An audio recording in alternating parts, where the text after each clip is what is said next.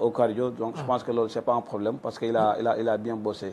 Bon, moi, les peut-être c'est être un peu différent par rapport au point de vue des autres. Moi, je demande doole ça mon naturel. Voilà, nga judd am doole mu nekk ci yàq. Mais yii nii yëpp ay sculpture la voilà xam nga.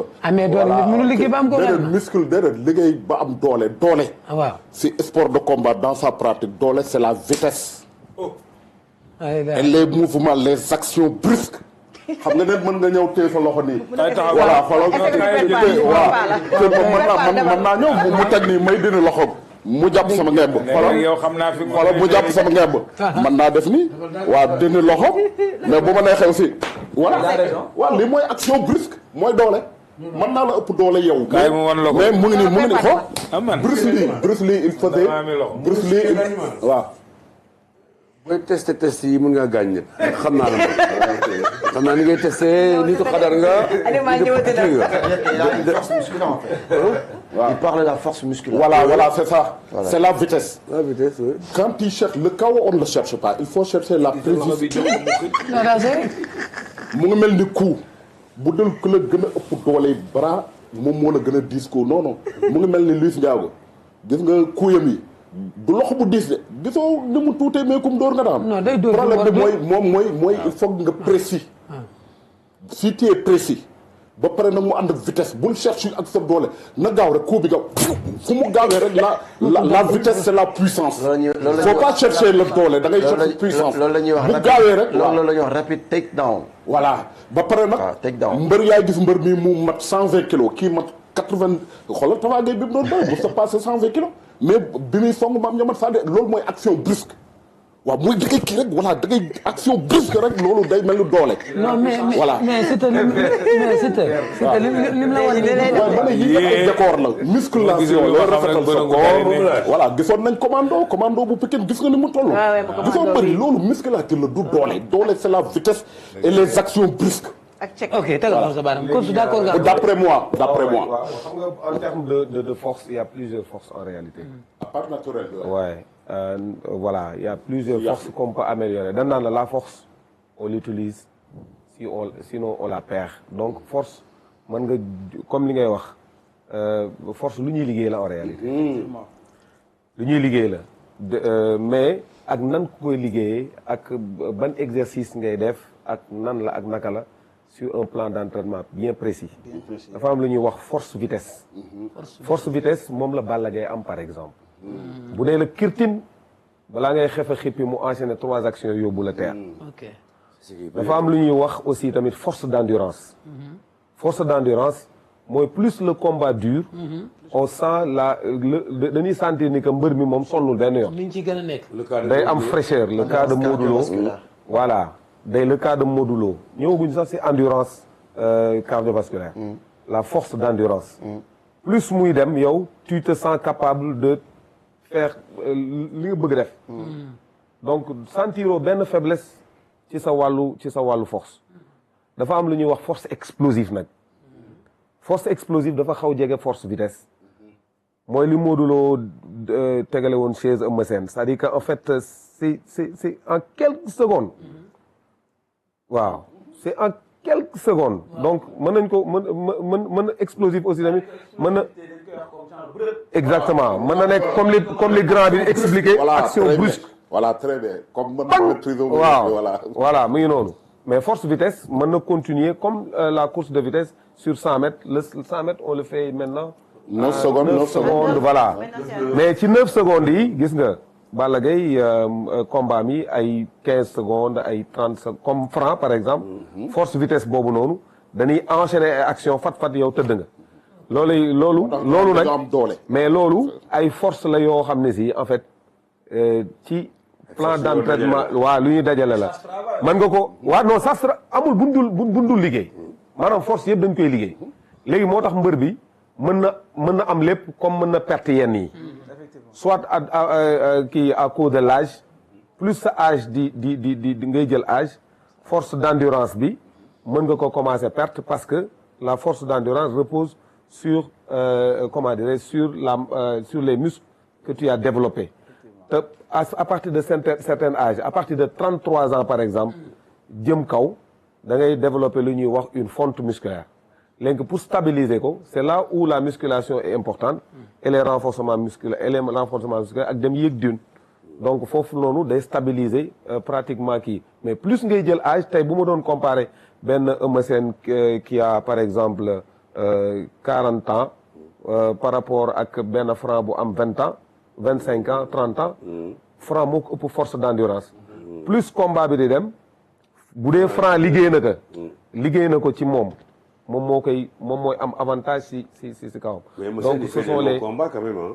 Ouais, il fait des longs combats mais qualité force yi duñu benn. explosif que Moussa. waaye waaw mais loolu yëpp nag dañ koy liggéey. maintenant nag par rapport ak Siteu le cas de Siteu nga xam ne si kaw Siteu man bindoon naa si sama page waxoon naa ci. je pense que interview dès que nga gis que en visuel nii da ngay xam ni que Siteu c'est bien amélioré franchement. C'est bien amélioré sur le plan physique. Par rapport ak ni mu ñëwee woon contre Modou Lo. Ok. J'ai suivi pratiquement ces combats balaa man adversaire bu sama gars yi am damay suivre seen combat yëpp mais gis naa ni que franchement dafa amélioré wu sur le plan physique et li ci gën a frappant mooy. dafa gën a développer les muscles essentiels pour les lutteurs. Pour la lutte. Les muscles essentiels pour la lutte mooy par exemple tous les gros muscles. yi nga xam ne si moom moo nekk ci sa yaram boo xoolee moo tax mu dafa équilibré wu par rapport tànk yi ak ci kaw il est très équilibré amul senti maanaam visuellement doo gis benn retard boo xam ne si wala benn li ñuy tuddee ñun asymétrie ci visuel bi nii maanaam doo gis ni que maanaam dafa ngaddee ci kaw tànk yi sew ruuj ana gis arrière yi war nga ko waaye sax gis naa ñaari bunt tax ci ginnaaw de waaw doo gis arrière yi déjà elle est équilibrée par rapport maintenant les muscles essentiels par rapport ak moom sa spécificité maanaam li nga xam ni moom la mëne da ko liggéey bu baax parce que Siteu ku ko xam-xam ni dafa mën a saisi maanaam bu téye sa loxo doo rëcc voilà boo xoolee avant bras yi da ko liggéey bu baax boo xoolee Siteu lépp maanaam gauche-am bi day dal te bu dalee day def effet boo xoolee moo tax triceps am yi ak tout le long de la coiffe des rotateurs. ak soo ko mënee wax tuuti si wolof. coach di xaw ma les rotateurs yooyu parce que. comme que mbëri ngay waxante tamit. waaw mbëri waaw nga mën a expliquer parce que li muy expliquer c'est trop technique. mais day xaw a metti parfois tamit ci olof. waaw mais ba tey mën nañu biceps mooy përëg non te mooy përëg. biceps mais boo nee përëg ku ko xam. kenn du ko xam. maanaam triceps mooy lii nga xam ne si moom moo nekk si sa gannaaw loxo bi moom moo opposé wu ak moo opposé wu ak biceps bi parce que waaw à partir des épaules parce que les épaules par exemple surtout deltoïde bi nga xam ne si moom la abbé wax ni ko liggéey na ko li abbé wax ni ko liggéey na ko parce que mbër loo liggéey sa triceps comme grand bi ni mu ko wax parce que du triceps bi kese moom mooy dóor bi mooy agir si dóor bi mais dafa am lu ñuy wax une phase de rattrapage tànk delsi lii téyewaat lii loxo bi mu delsiwaat mu bañ a rëcc sa adversaire profitoo ci loolu moom mooy les deltoïdes postérieurs ak la coiffe des rotateurs fii mooy la coiffe des rotateurs mooy boo waaw non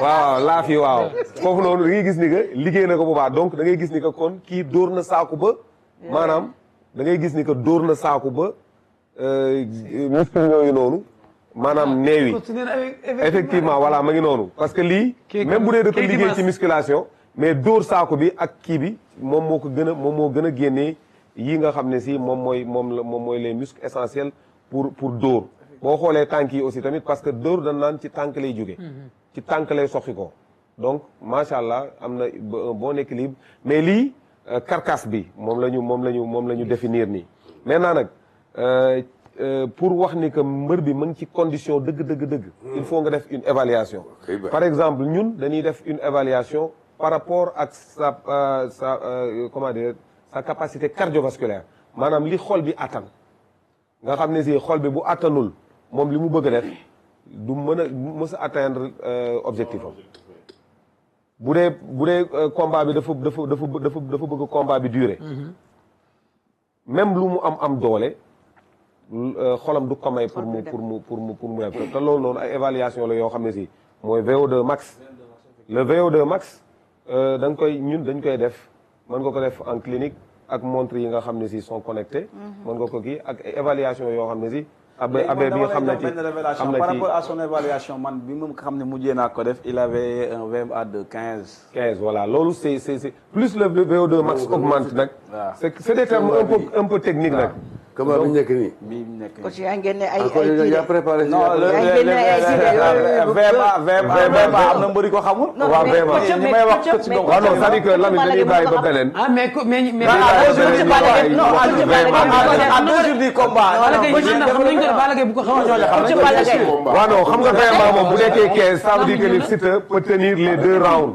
waaw c'est ça. c'est-à-dire que loolu rek la maanaam tey jii nii VO2 max boobu noonu père moom moo lay jox une nette évaluation si maanaam li mbër bi mën a def ci jour lamb bi maanaam condition physique am est-ce que mën na tenir benn round wala mën na tenir ñaari round mais malheureusement évaluation boobu moom c'est sûr et certain que ñu bëri fii nii Sénégal duñ ko def par exemple Modou Lo moom da koy def moo tax forme bi mu indi woon contre Siteu ñu bëri dañ naan masse bi mais masse boobu lu mu bëri on a fait une évaluation avec son coach de boxe ñun ñaar ñoo ko doon defandoo ensemble donc à chaque fois bu amee résultat daf ma koy jox bu VO2 bi wàccee danaan ma il faut que mu dem noppalu ji parce que VO2 bi mën na dépendre aussi tamit ci manque de récupération bi parce que enchaînement yi muy enchaîner séance yi moom moo koy waral donc ñun amoon nañu une évaluation nette ni que maanaam 2 rounds yooyu noonu Modou Lo da ko mënoon tenir moo tax jouru làmb ji noonu la ko teniree contre sama copain mais en tout cas daal